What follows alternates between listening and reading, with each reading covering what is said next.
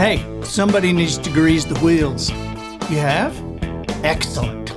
Good morning, afternoon, or evening. You are listening to The Professional Noticer. Hello, everyone. I'm Andy Andrews. Hey, thank you for making me a part of your week. My purpose here today and with every show we do is to play the part of a best friend or a coach. I want to help you live the life of your wildest dreams by giving you access to the greatest mentors the world has to offer today. This week, The Professional Noticer is sponsored by wisdomharbor.com. Here are a couple quick questions. First question, how long has the public school system in your state been repeating the mantra, more money for education? And the second question, through the years, as they've gotten more money, how much has changed? Today, schools all over America are finding wisdomharbor.com's one-of-a-kind streaming service to be the perfect, low-cost, high-quality educational tool for their students. Wisdom Harbor's stated responsibility is to create the next greatest generation, starting with your hometown and your school system. For less than $3 a month per teacher, classrooms have access to original content only found on wisdomharbor.com that teaches, entertains, and builds character in young people while creating conversations between young people and the adults in their community. Utilizing video, audio, and the written word, content is delivered in small bites by Grammy winners, CEOs, comedians, chefs, best-selling authors, and Hall of Fame speakers.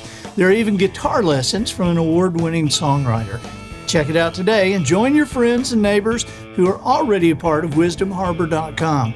And isn't it time your schools got involved? Wisdomharbor.com, creating America's next greatest generation, starting with your hometown. Observations and answers. That's what we do here on The Professional Noticer. As you know, we love it when somebody comes to the table with both. I am very familiar with today's guest, and this is one of the few guests that I didn't have a hand in booking for this show. This was SB, Sandy, and Matt teamed up and secured this guest for us today. But I'm very excited. Actually, maybe a little nervous, but You're a little but I am excited to welcome Austin Andrews. Thank you for having me. Hey, buddy. Team SB and Matt. Yeah, SB and Matt, and I am I'm thrilled that you're here. You know, Adam has been on the podcast before. I don't know how the youngest beat me to this. Well, he was doing that shark thing. Yeah. So, but you have come on strong with what you are doing, and I think this is going to be a surprise to a lot of people, because a lot of people know that you build knives, Right? And so that has gone very well for you, and but you actually surprised your mom and me and your brother a couple of years ago, because Austin, we didn't know you could sing. Yes, sir. Now you, SB got you started playing the guitar. Tell us about that. She one Christmas, I don't remember how old I You were was. 12.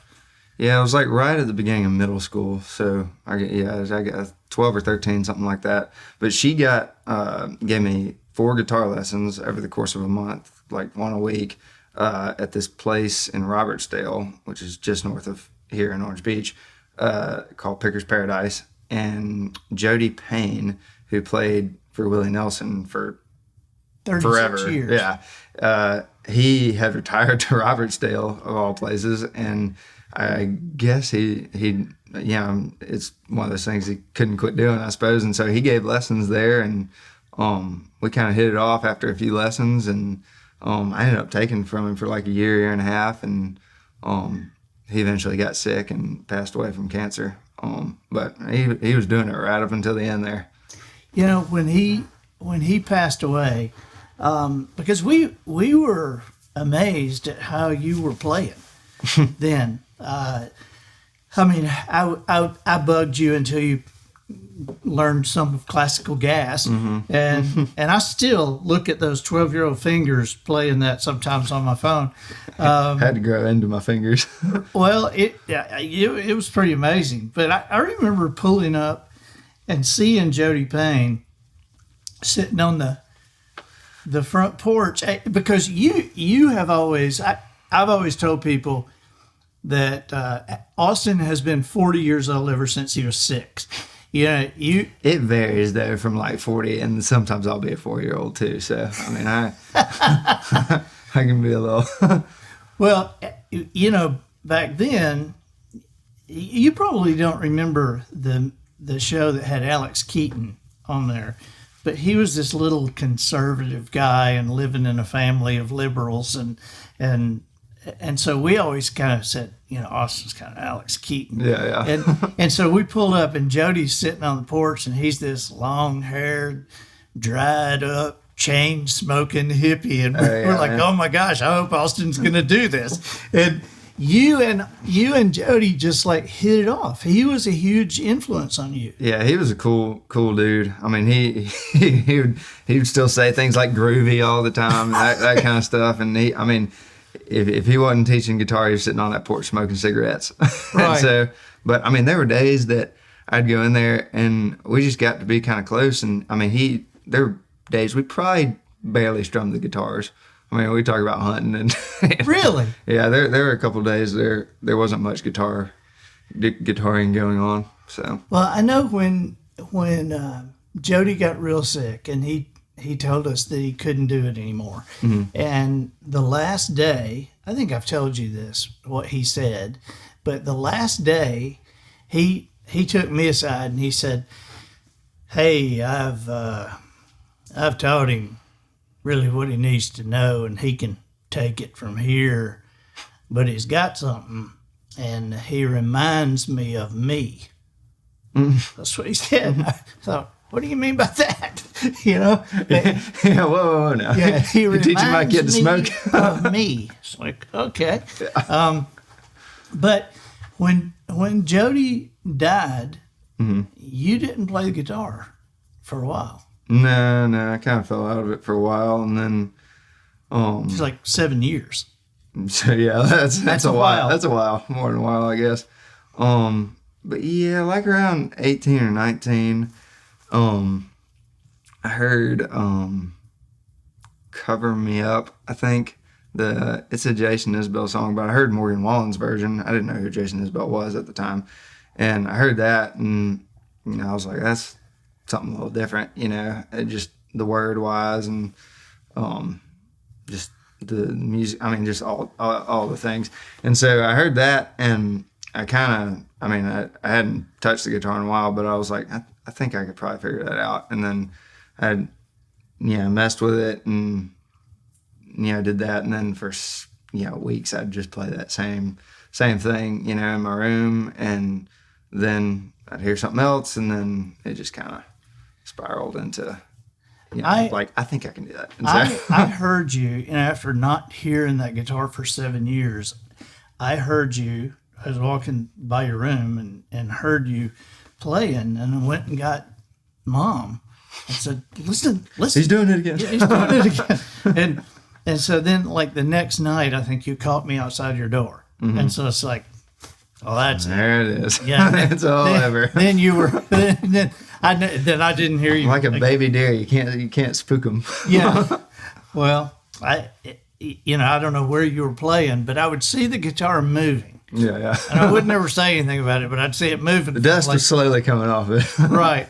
And so then you were in Idaho for several months, working with a ranch out there, and you took the guitar out there. And Mom and I were both like, he took the guitar. Oh. And so I want to lay this surprise out, what happened up at the hunting camp.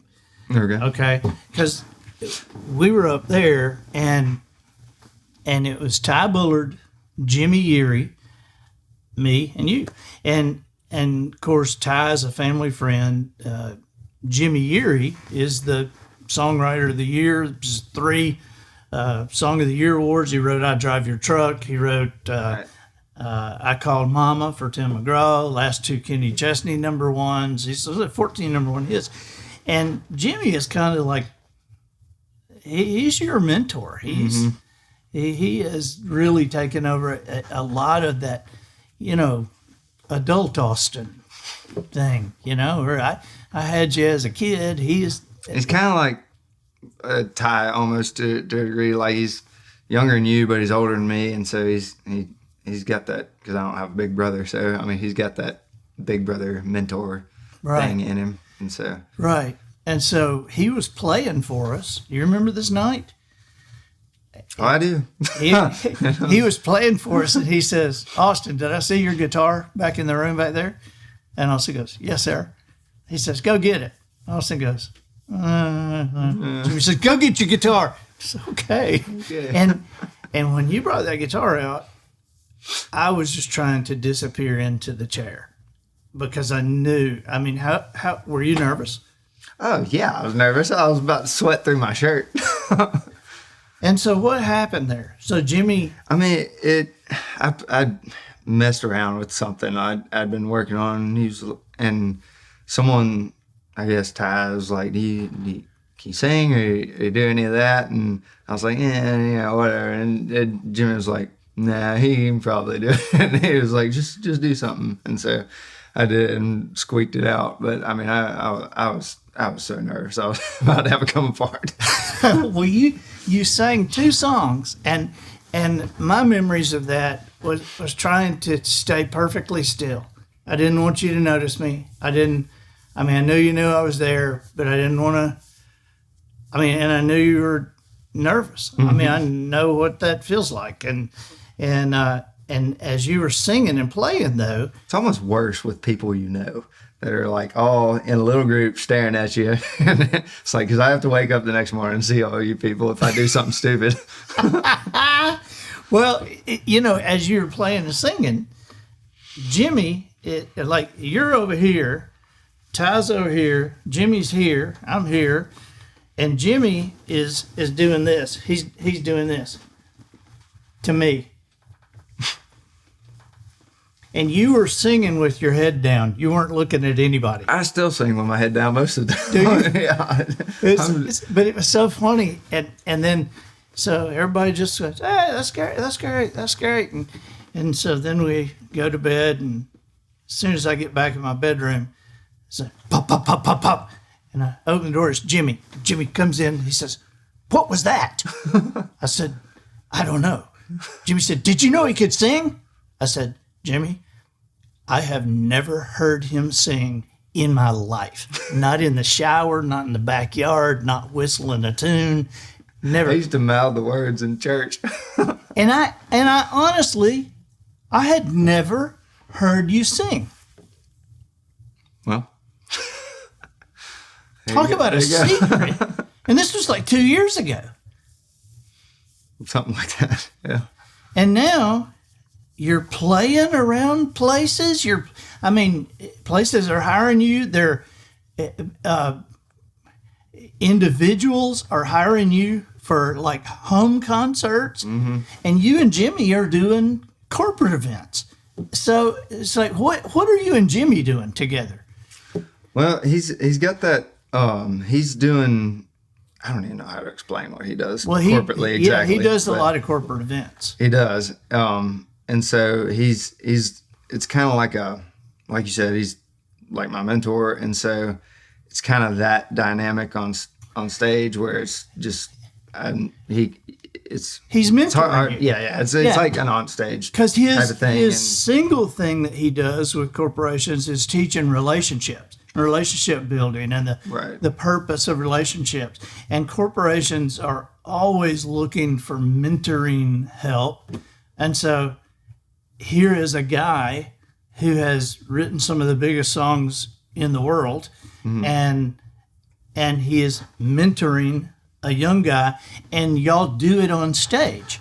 And Jimmy plays several songs, and you play a couple, yep. and you have the discussion, and Jimmy explains why he asks you this, and mm-hmm. and you explain how it makes you feel, and it's a cool thing. Yeah, and so I think the corporations obviously are loving it. So Oh, let me ask you this.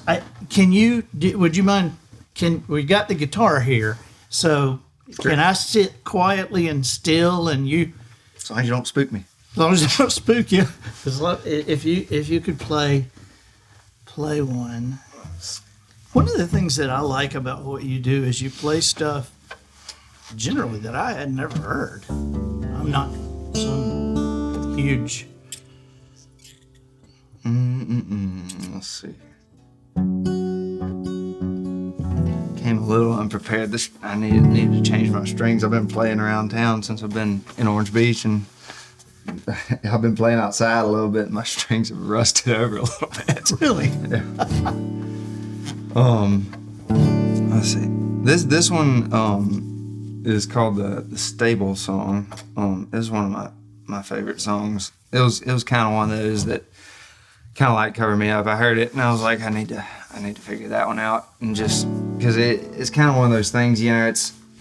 Gregory Alan Isakov wrote it, and when people ask him what it's about, he tells them it's a poem about everything. It's a poem about everything. Because it's kind of like you can kind of interpret it however you want to. Okay. And, you know, it's kind of just, you know, I don't know how to describe it. It's a poem about everything. So, there we go. It's the Stable Song.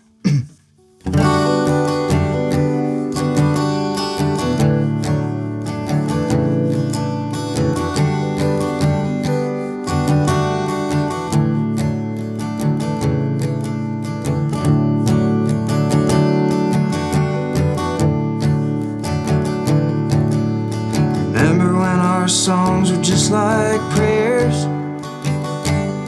like gospel hymns that you called in the air. Come down, sweet reverence, unto my simple house and ring,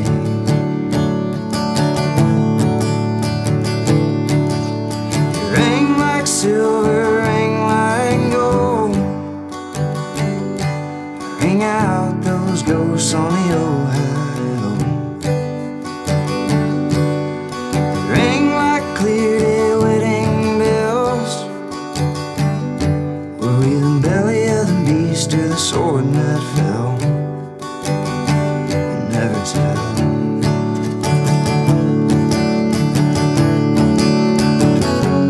Come to me, clear and cold. Some say,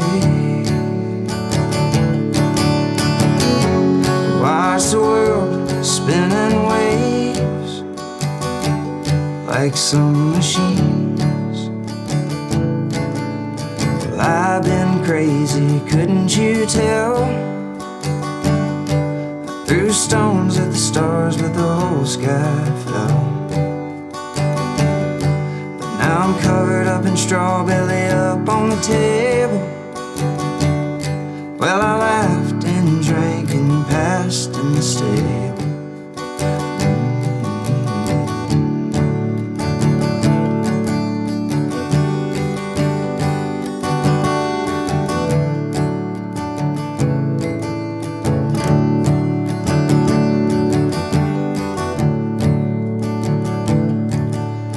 That tall grass grows high and brown.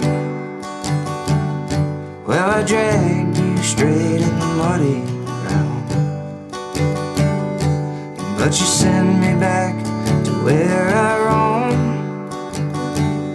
Well, I cursed and I cried, but now I know. Now I know. Yeah, but I ran back to that hollow again. Oh, the moon was just a sliver back then. Yeah, and I ached for my heart like some tin man. When it came, oh, it beat and it boiled and it rang. It's ringing.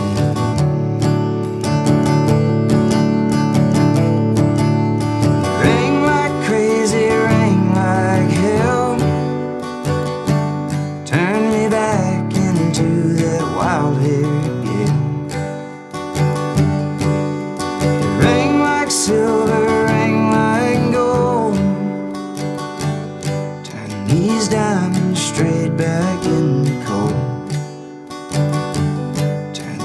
diamond straight back into coal.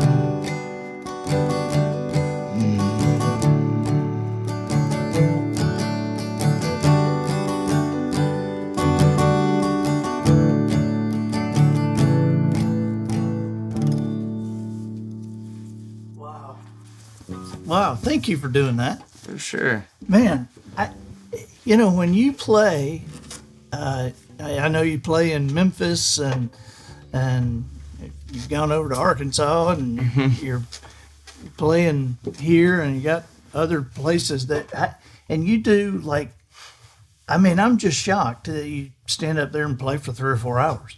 It's a long while. 3 is about I like that a lot. 4 can be pushing it towards the end, but I really enjoy doing it, and it's fun. You meet a lot of fun, interesting people doing it. Yeah, so. Yeah.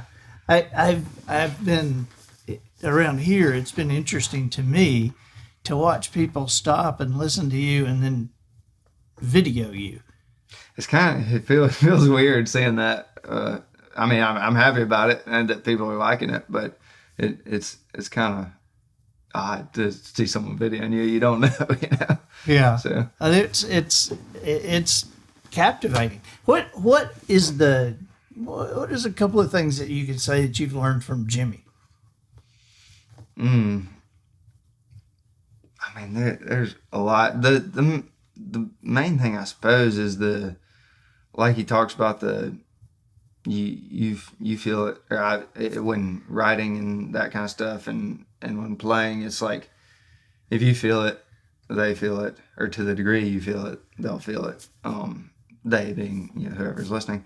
But it definitely makes sense because you everyone's been in a bar or a restaurant or something and seen some guy playing on stage who probably doesn't want to be there, or or just kind of fell into the gig or something like that, which there's nothing wrong with that. But it's like it comes across if someone's just doing this on stage, and or if someone's really feeling it and into it, right? And people tend to want to watch the people who are got some juice about it. So has Jimmy helped with, I know that it's not natural comfort zone for you.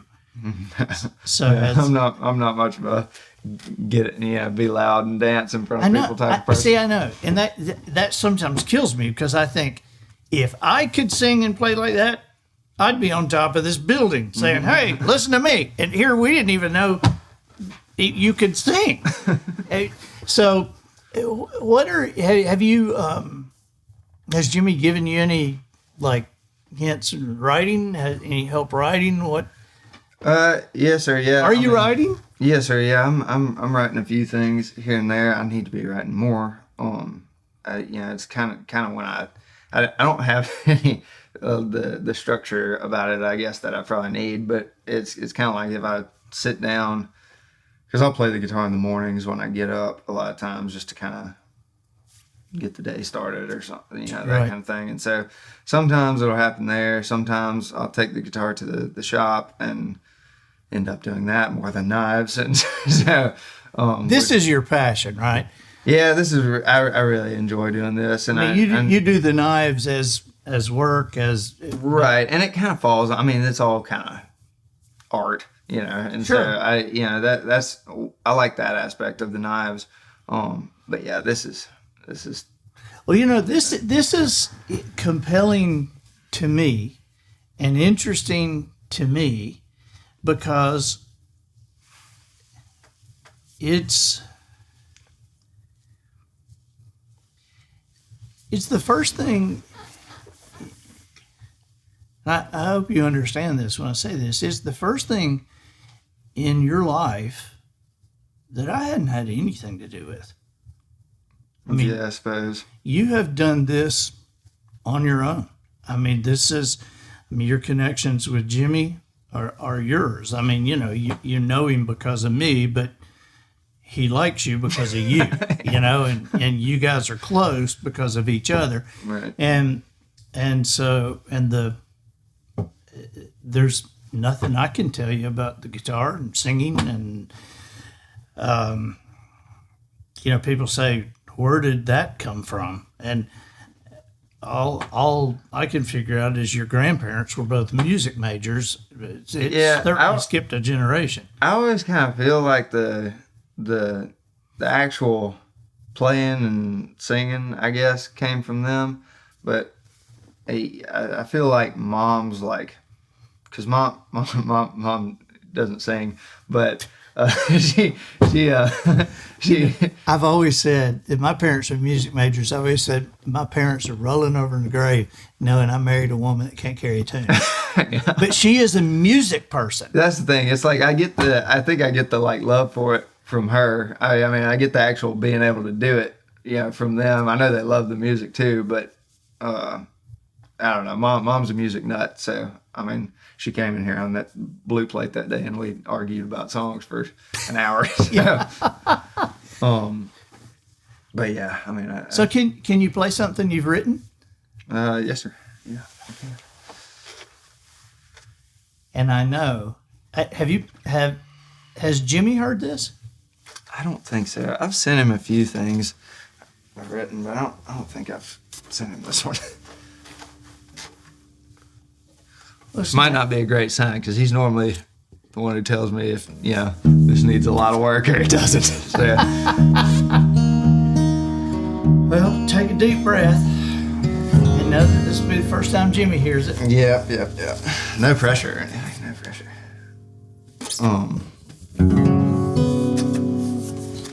But yeah, I go down to the. I live in Memphis at the moment, and so I'll go down to the river sometimes.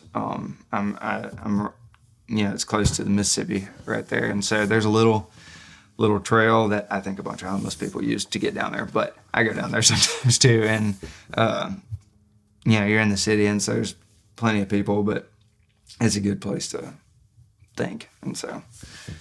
But it's called River Bend.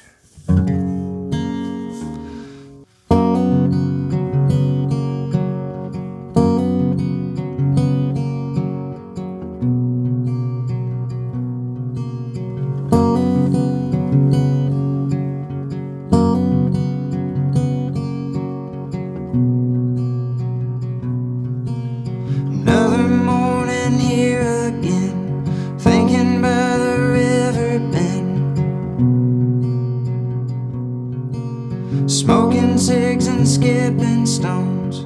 This ain't how my story goes. Water's rising way too fast. Hurry, boy, don't look back. And don't settle for what they want for you. You do you, just see it through. But I wanna go so far from where you'll be. I swear this is the last time you'll test me. And always feeling kind of alone is better than all the chaos of that home. And people who tend to yell, they don't know. They'll end up losing more than just control. And you made me feel like a kid with the words you said. Your apologies are empty, so my hope has gone to bed. But I'm done wishing on a star that's dead.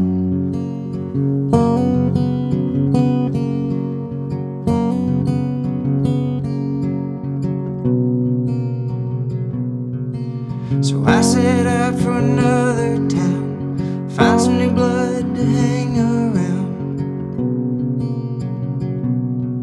I'm feeling good, I'm on my own. Poor for now, but not for long.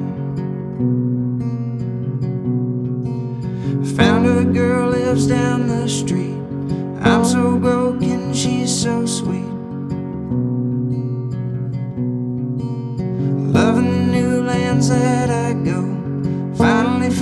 meet me unknown.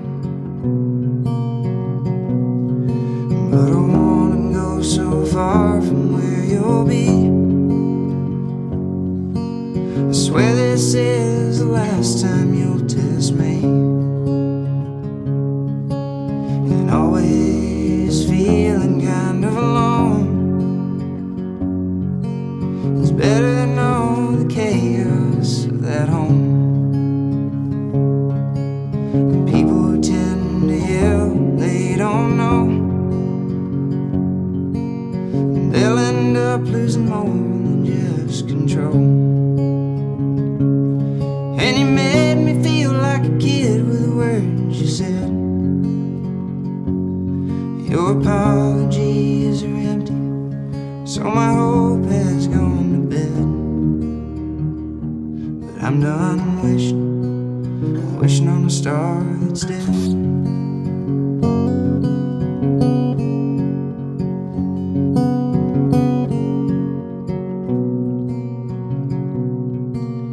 You gave me a call today, I didn't know what to say. So I let it ring and cut off the phone. Not in the mood to hear from your throne. I still go to that river bend, smoke a bit and throw stones in. I still think about the things you said, locked my hope inside a shed. But I'm done wishing on a star that's dead. Yeah, I'm done wishing on a star that's dead.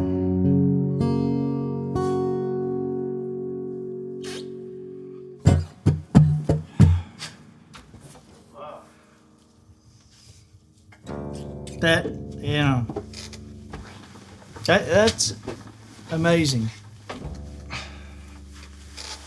I think that'll touch a lot of people.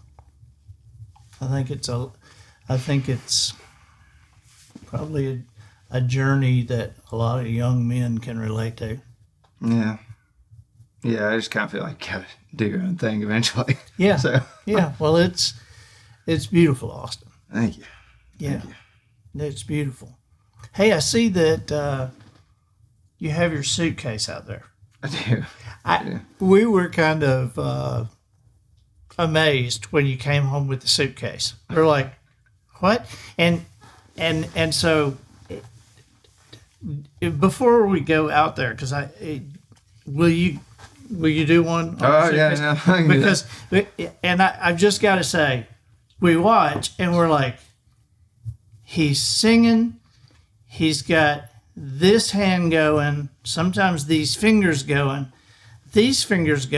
now he's got both feet going, and I can't rub my stomach and pat my head. I don't know. I can't really explain that. It's just a lot going on up here. Well, let's go do it. Okay, cool.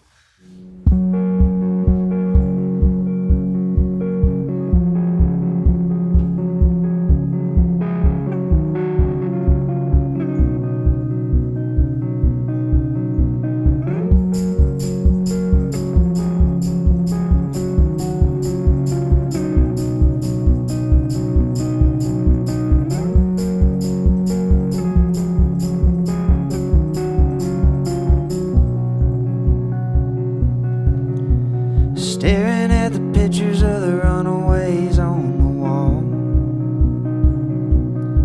Well, it seems like these days you couldn't run away at all. And even if you did, what you got to run away to? Just another drunk daddy with a white man's point of view. I can see you in my mind's eye catching light. Oh, we'll sleep beside the river if we make it out of town tonight. You can dance in Portland from the day you turn 16. You got one thing to say.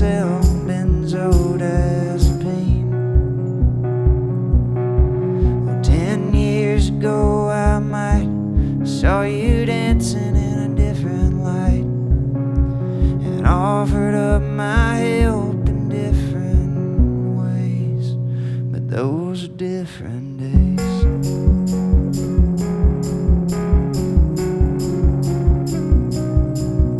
Yeah, those are different days.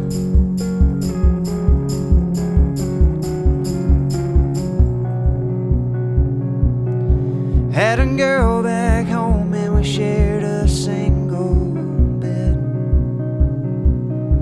When I whispered in her ear, she believed every word I said. And if she didn't believe, she didn't dare cut me slack. Or it was, baby, I love you, but you gotta get off of my back. Time went by and I left again. Well, Jesus loves a sinner, but the highway loves a sin. Well, my daddy told me, I believe he told me true, that the right thing's always the hardest thing to do. Ago, I might stuck around for another night and offered up my help in different ways. But those are different days.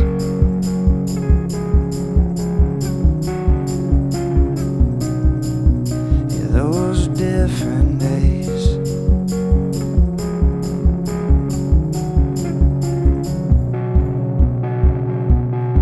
But the story is only mine to live and die with, and the answer's only mine to come across. But the ghost that I got scared and I got high with looks a little lost.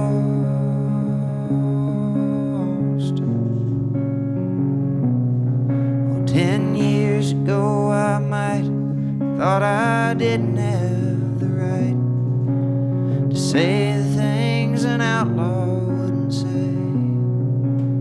But those are different days.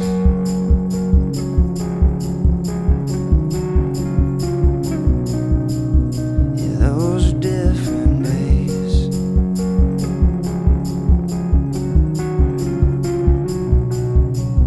Yeah, those are different days.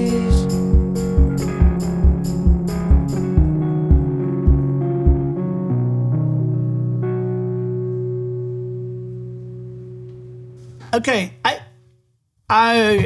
I'm still blown away. It's like this, and this, singing and kicking. A little bit of everything. How long did it take you to learn that, or is that something you just kind of have? I think you have it, but you also have to learn it. Like I think you can either do that or you can't. Like, I mean, if you can clap along to the song and keep rhythm that way, I think you could probably figure that out eventually. But yeah, I think if you don't have rhythm, you're kind of screwed in that department. But yeah, I mean, I don't know. It probably took a year before I was comfortable playing that in front of people. Well, even if you have the rhythm thing, it takes a while to get your brain thinking that way, where you're, because you got to learn whatever you're doing on the guitar first, so you don't have to think about that part, I guess, and then you can throw that in there, and then eventually it all kind of, blends together. Now, what's with the electric guitar versus the acoustic? I just like the way it sounds for certain songs, and it's kind of, I think it's good for the playing live and stuff. It's kind of gives a little switch up to the whole vibe of the thing. And, right. Well, people kind of can't get enough of you with that. I mean, they love these sounds, and then because it's funny to me to sit in the back and watch people watch you And when you start that, people are going talking. It's The little pretty kids are the ones who seem to like it the most. Really? Yeah, they'll be tiny kids, and they'll come up to whatever stage, and be like, "Well, what's the deal with that?" We laughed out at the boat at the wharf, which I think that's where you are next. But yeah, I'll be out there tonight. yeah, well, we laughed. Mom and I were sitting toward the back, and we watched these 3 girls, and they looked like junior high school girls. They came and sat on a bench right next to you, to your side. Right. Yeah. And they were whispering to each other, and we thought, what are they? And they were videoing you, and for like 5 or 6 songs, and then in between songs, one of them got up and walked toward the stage, and we saw you see her, and you leaned over and talked to her for a second, and then she went back, and we asked you later, said, what did she ask? Austin said, she wanted to know how old I was. 23. Okay, thank you. Okay, thank you. I'm out of here. Yeah. Yeah. There was a woman the other night. She was like, she was like, you're the cutest 15-year-old I've ever seen. She said, you're the cutest 15-year-old? Yeah, I was like, actually, I'm 12. Thank you very much. That is funny. Yeah. Well, buddy, thank you for being with us, for doing this. Thank you. I appreciate you having me. Yeah. And so we're going to put how people can read and keep up with us. Okay. Thank you. Thank you. All right. I'm Andy Andrews, Austin's dad, the professional noticer, harnessing common sense and wisdom to plow through challenges all the way to an answer for you. And I think that'll do it for this week. Get us out of here, Matthew. So, ladies and gentlemen, and to the boys and girls who aspire to become ladies and gentlemen, we have reached the end of another episode of The Professional Noticer. In a world where common sense has become a superpower, I'm harnessing the tiny bit of mental energy I have for you, seeking wisdom, making observations, and endeavoring to answer tough questions in a way that will empower your family and your business. I'm Andy Andrews. Until next week, goodbye. This episode of The Professional Noticer was produced by Matt Limpert. The Noticer theme written and performed by Sugarcane Jane. Sour Grapes for the cast and crew provided by Twinkle and Smoke of Beverly Hills. Additional financial consideration provided by audiblecorrections.com. Are you an Audible subscriber? Do you believe that for the monthly price you're charged, the least you can expect are correctly pronounced words? That's where audiblecorrections.com can help. To be clear, we can't actually change the mispronounced words, but we can make Audible want to change them, and we can be sure they're more careful in the future. First, why would a company specializing in the spoken word have so many mispronunciations in the first place? The books are narrated by professional readers who are being paid to get it right. They're joined in studio by producers who silently read along with the narrator to be certain they get it right. Then, professional editors listen to the finished product to make sure they got it right. Why, then, does the reader of James Lee Burke books pronounce the name of the small fish brim as bream? Why does he pronounce Pierrot as pirogue? And why has this happened with the same narrator in 20 of Burke's books? The narrator of A Game of Thrones pronounces Peter Baelish as Potar all the way through the book. Yes, it is spelled Petyr, but that is pronounced Peter. It's not Potar. It's just Peter. In Nora Roberts' The Obsession, the narrator apparently cannot distinguish between the words wander and wonder. Throughout the book, people are wandering around and wondering about what others are doing. Both words are pronounced that way multiple times. We could go on, and we're certain you could add to the list. That is why, with your permission and your email address, audiblecorrections.com will bombard Audible with polite online mail, constantly pointing out their errors. We will also begin immediately urging everyone we know to pronounce their name Audible. That's just how aggravated we are. audiblecorrections.com.